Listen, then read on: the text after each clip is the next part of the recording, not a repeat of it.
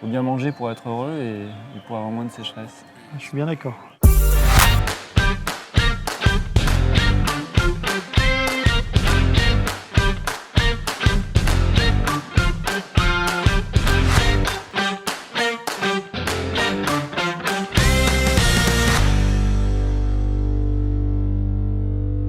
Bonjour, bienvenue à Saint-Rémy-de-Provence.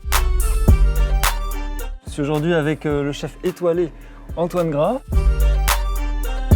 On va commencer par une recette. Alors je crois qu'il y a du saumon là. On va faire un saumon gravlax. Donc c'est aussi bien estival donc, pour cet été, parce que c'est assez frais, que pour vos repas de fête en fin d'année. Donc c'est vraiment une recette qui est très simple. C'est un saumon qu'on va mettre à mariner avec ses différents ingrédients et qu'on va laisser reposer pendant 24 heures. Et la cuisson, le sel et le sucre va permettre de donner un effet de cuisson. Donc pour démarrer, on va mélanger le gros sel avec le sucre.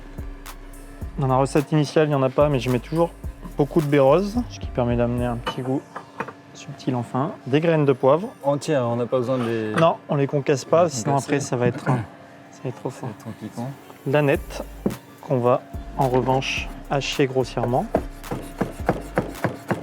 Ce que j'aime bien dans le saumon gravlax, c'est que si on a un bon saumon à l'origine, on a un goût qui est très subtil à la fin.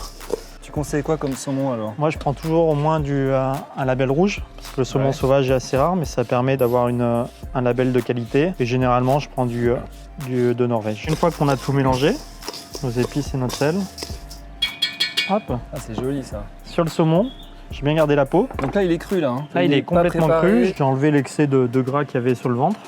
Et j'ai tout simplement enlevé les arêtes. Généralement, si vous demandez à votre poissonnier de le faire, ça il vous le fait. Quand on sale le saumon, l'important c'est qu'on ait un pavé bien homogène.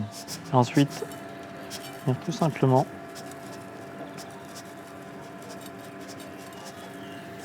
au final, c'est comme une charcuterie. Et après, on va venir l'enlever et le rincer. Non, on va pas le manger. Ah oui, on va tout enlever. Ouais. Ah, c'est comme une croûte de sel. Voilà, qu'on laisse juste pour. Ça permet juste. Le sel a juste son effet de cuisson. En fait, c'est hyper simple. Il n'y a pas plus simple comme recette. Et pourtant, c'est quelque chose qui plaît beaucoup quand on a du monde à la maison. C'est agréable de sortir un petit saumon qu'on a fait gravlax. Donc là, on va aller le mettre au frigo. Donc il a mariné pendant 24 heures, il est prêt à être dégusté. Donc moi, ce que je propose, c'est qu'on fasse un petit dressage qui puisse changer un petit peu d'ordinaire avec de l'avocat. Excellent l'avocat. C'est plein de vitamines. Plein de vitamines. Ouais. Alors, tu sais, dans la sécheresse oculaire, il y a plein de facteurs, mais l'un des facteurs le plus important, finalement, c'est le manque de larmes, évidemment. Il y a aussi, des fois, le manque d'huile dans les larmes, parce que les larmes, en fait, c'est de l'eau, et puis un peu d'huile, un peu de graisse. C'est la graisse qui empêche l'évaporation des larmes. Les antioxydants, ils peuvent jouer parce que l'oxydation, elle abîme les graisses des larmes. Quand il y a de la pollution, de la sécheresse de plein d'origines, en fait, on va avoir des phénomènes d'oxydation, et on a des molécules antioxydants qui vont aider à éviter ces dégâts au niveau du film d'huile. Et l'avocat, c'est pas mal pour ça. Mais ton pain, il est bien, parce qu'il y a aussi des oméga 3. Et les oméga 3, c'est aussi en fait des anti-inflammatoires. Et on a compris que c'est les oméga 3 qui favorisent le film lacrymal, une bonne sécrétion de larmes, une bonne protection des yeux. Et en fait, quand on va un petit peu plus loin dans l'analyse fine en fait, du mécanisme des oméga 3, on s'aperçoit que ces oméga 3, ils rentrent dans la fabrication de molécules anti-inflammatoires. Il y a plusieurs acides gras polyinsaturés, oméga 3, oméga 6, oméga 9. Mais c'est les oméga 3 qui sont le plus à l'origine de l'activité anti-inflammatoire et ça, dans la sécheresse oculaire, ça aide beaucoup. Le saumon, c'est l'un des plus riches en oméga 3 du coup. Le saumon, il y a tout ce qu'il faut. En plus, dans les yeux, c'est pas que sur la sécheresse, ça joue aussi sur la rétine. Ça prévient la dégénérescence maculaire, c'est en fait le vieillissement de la rétine. Je vais en manger plus souvent alors. Ouais, il faut en manger. Alors, je crois qu'il ne faut pas en manger trop non plus, mais les apports recommandés, c'est 2 fois par semaine environ. Globalement, dans 100 grammes de saumon, tu as 1 gramme d'oméga 3. Et il faut 2 grammes par semaine. Si on en mange 2 fois par semaine, c'est pas mal. C'est mieux que prendre des compléments alimentaires, parce que moi, je prescris en tant que médecin, je fais des ordonnances, puis je donne à mes patients des petites pilules qui contiennent des oméga 3, mais c'est quand même beaucoup mieux de faire son gravlax. C'est plus naturel et on prend plus de plaisir, parce que ça permet de faire une entrée en plus et d'avoir d'autres oméga 3 pour le reste de la semaine, parce qu'on peut aussi bien le faire quand on n'a pas trop le temps de manger, emporter un peu plus copieux et en entrée quand on a du monde à la maison. Donc c'est vrai que c'est intéressant. On va passer au dressage, j'ai juste le tailler. Mais tu sais que c'est important de se faire plaisir, hein, parce que on s'est aperçu que les patients qui souffrent d'œil sec, déjà ça peut les rendre assez malheureux, mais le fait d'être positif, ça permet de lutter contre la sécheresse. Ça enclenche aussi des mécanismes anti-inflammatoires, donc il faut bien manger pour être heureux et pour avoir moins de sécheresse. Je suis bien d'accord. Je vais venir plus souvent, tu vois. Je vais te faire dresser du coup. Moi, ce que j'aime bien faire, c'est de le mettre à plat et de faire comme ça tout le long sur les saumons. Comme ça va former un petit peu une rose avec l'avocat et ça permet, quand on le coupe, d'avoir toujours un petit morceau d'avocat et de saumon. Ah, tu continue, comme ça, on peut en faire, on peut mettre 4 tranches comme ça et après ça fait, je mets les doigts. Ça fait une forme un petit peu plus sympa. Comme ça. Après je décolle.